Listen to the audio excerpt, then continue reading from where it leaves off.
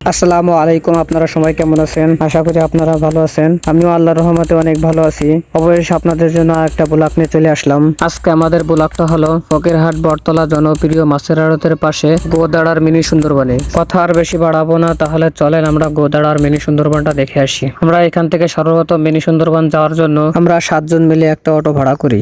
তারপরে আমরা আমাদের পথযাত্রা শুরু করি। আমরা কিছুক্ষণ যাত্রা করার পর অবশেষে আমরা ফকিরহাট বটতলার জনপ্রিয় মাছের আড়তের কাছে চলে আসলাম, কারণ আমাদের এখান থেকে আমাদের মিনি সুন্দরবনে যাইতে হবে। ফকিরহাট বটতলা মাছের আড়ত বাংলাদেশের ভিতরে অনেক পপুলার একটা মাছের আড়ত। এখানে তেমন একটা মাছের আনাগোনা নাই, কারণ এখন সবাই নতুন নতুন মাছ ছাড়ার কারণে এখন মাছ একটু কম আসে। যাই হোক, আমরা আমাদের পথযাত্রা শুরু করলাম আমাদের গন্তব্যের উদ্দেশ্যে। যাই হোক, আমরা আমাদের গন্তব্যে চলে আসলাম।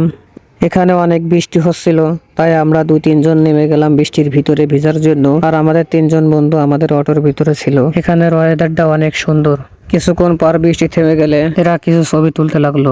এখানে আমাদের ঘুরে অনেক ভালো লাগতেছিল, আর এখানকার ওয়েদারটা অনেক সুন্দর ছিল। আমাদের অনেক অনেক বেশি ভালো লাগতেছিল, আমরা অনেক মজা করতেছিলাম। তারপর এখান থেকে আমরা আর এক জায়গায় চলে আসলাম। এখানেও অনেক সুন্দর, দেখেন এখানের ওয়েদারটা। আসলে এখানে আমাদের অনেক ভালো লাগতেছিল। কিছুক্ষণ ঘোরাঘুরি করার পর আমরা একটা দোকান দেখতে পেলাম, কফি আর একটা চিপস খাইলাম।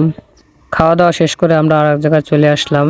এই জায়গাটাও অনেক ভালো ছিল, কিন্তু একটা সমস্যা হলো এই জায়গাটা আরো ভালোভাবে আপনাদের দেখাইতে পারতাম, কিংবা আমিও দেখতে পারতাম, কিন্তু দুঃখের বিষয় হলো এখানে কোনো নৌকা নাই। নৌকা না থাকার কারণে আমরা নদীর ভিতরে যাইতে পারি নাই। যদি আমরা নদীতে যাইতে পারতাম তাহলে অনেক ভালো দৃশ্য দেখতে পাইতাম এবং অনেক উপভোগ করতে পারতাম। যাই হোক, এখানে কিছুক্ষণ ঘোরাঘুরি করার পর আমরা সেখান থেকে চলে আসলাম। তারপরে আমরা চলে আসলাম এই বসার জায়গায়। এখানে আমাদের ভাই ব্রাদাররা ছবি তোলায় ব্যস্ত হয়ে গেল। এখানে আমিও কিছু ছবি টবি তুললাম। আর এখানের ওয়েদারটা অনেক সুন্দর ছিল, আর এখানের দৃশ্যটা ভালো লাগতেছিল মেঘের কারণে। আর কিছুক্ষণ পর পর এখানে বৃষ্টি নামতেছিল। বৃষ্টির কারণে আমরা আরো অনেক ভালো উপভোগ করতে পেরেছি।